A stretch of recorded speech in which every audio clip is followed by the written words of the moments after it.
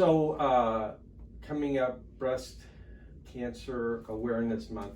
Every month should be breast cancer awareness because it's such a common disease. But Kim has very graciously agreed to tell her story, and then so I want to let her tell her own story, and then from the surgeon's point of view, I want to give you some little tidbits.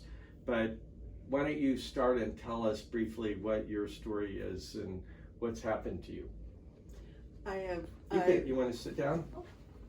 I had a double mastectomy in 2013, and For breast cancer. For breast cancer, and after that, we tried everything from a DIUP flap, and nothing worked. So, anyway. So you want to tell people what a DIEP flap is? The DIUP flap is when they take skin from your abdominal and they move it up. One side took, one side did not take. And because of that, I mean, I've actually lived with one that kind of looked like a breast that really sagged. Like I did try, right afterwards, I did try a couple implants, and my body just did reject them. I've given my body plenty of time, I feel, to heal. And in January, Dr. Aronowitz turned around and started reconstructing. He put the muscle on the other side, and for the first time, I actually felt like a woman. He took the other side and made it a little smaller, so I was a little bit more symmetrical. And Thursday, we're going to turn around and put an implant on the right-hand side, and he's going to do a lift on the left-hand side. And so we did a LICAP flap on the other side left. Yeah, like we didn't harvest the muscle. We left your muscle in place and just took the skin and fat. But one of the things I think is very relevant about your story and touching is the problems you had emotionally because of the effect that your breast cancer treatment had on your family life, your relationship with your spouse. Do you want to share that with us a little bit? Because I think a lot of women have that problem and have that fear. I never, they always said to do, to talk, go do some talk and get yourself into some meetings. I had a very hard time doing it, and ultimately, I never really accepted my body. I was embarrassed by my body, and so I actually hid my body from my husband. I would not let him see me, and ultimately, he left me last year. We had been married for 46 years, and what I thought was an extremely good marriage, because of probably not reaching out and asking for help. I just thought I had to be the way I was, but after seeing Dr. coming here, I have to admit, right afterwards, for the first time, I really feel like a woman. I could really wear some clothes just as I am right now. I know come Thursday, it's going to even be better.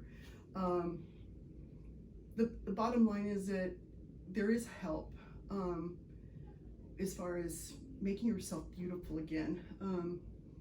And I can't say it enough. I feel beautiful just the way I am.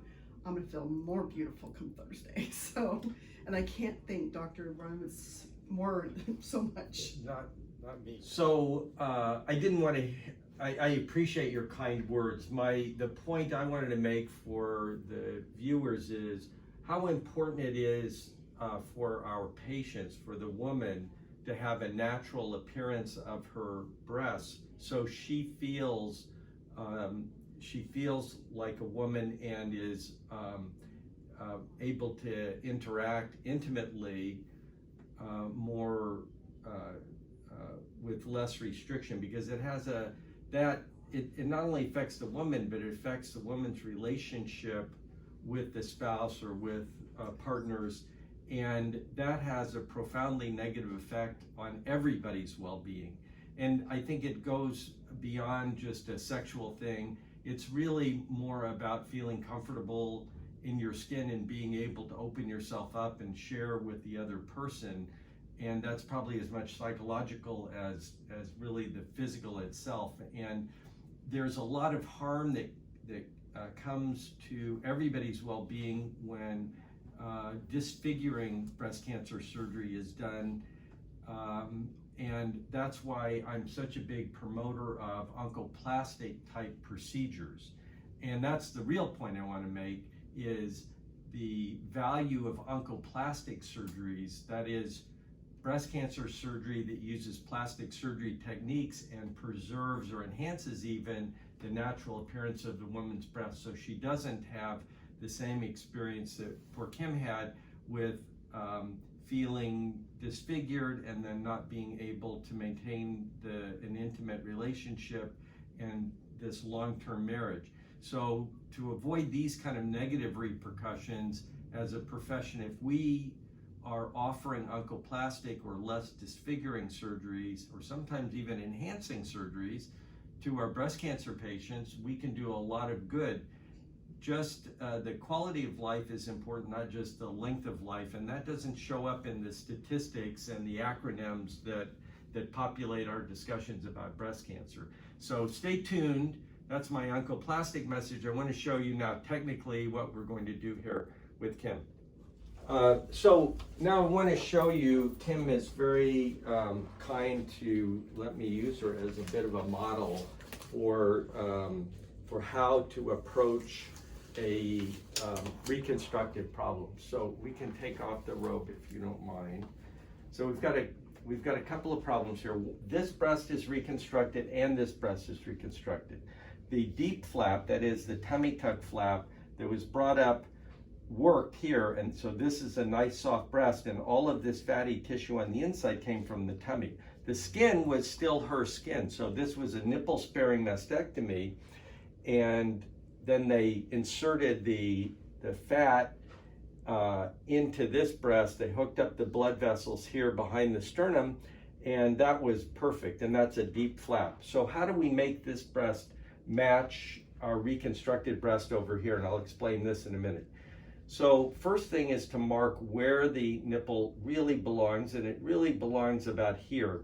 I'm feeling the fold underneath the woman's breast and marking that point, which is about right there. So if the nipple belongs at roughly this height, then how do I get it up there? Well, I can pull it up, but then if I just pull up the nipple, it will bottom out this way. So really the way you lift a breast is by removing excess tissue from down here. And as I pinch this up, you can see how it raises the breast up. And that's basically what we're going to do, is we're going to remove excess skin, and then that will free up the nipple areola here.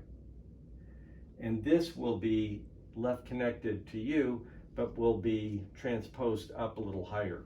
And we need to keep it connected in this arc right here, because that's where its blood supply is coming from, is this tissue underneath. So we need to be very careful to keep that intact. So that's the modification of the skin envelope on this side. The fold is pretty good. We need to make the fold a little more discreet right here, or distinct right here. And then I want to show you this. So this patch of skin came from back here. So I removed skin and fat from back here. The flap looked roughly like this, except it was bigger. And then it got flipped around like so, and it starts right here. And this area right here is the blood supply to this flap. And here's the flap that's been inserted right here, and the shape is pretty good. The quilt-like effect is the problem we have when the cancer surgeon removes skin. Is no matter what you do to replace that skin, it's always going to look like a bit of a quilt, because this skin doesn't match this skin perfectly. So what I'm going to do here is I just need to basically correct the volume deficit. So I'm going to add volume to this reconstructed breast with a silicone implant, which looks like this. So we'll put in a small silicone implant to bring this size up that's closer to this breast, and then lift this breast so it's equally perky to this breast. And then, Bob's your uncle, we're ready. We have the two mounds correct, and then later we'll add a nipple areola. So there you have it. That's the plan for, when are we doing this? Thursday. Thursday. So Thursday we'll do that. And on behalf of everybody watching, thank you for sharing this with everybody, because I think it helps a lot. And I think knowledge takes the fear of breast cancer away. I think it can allay someone's fear. So thank you. It's a real service. Thank you.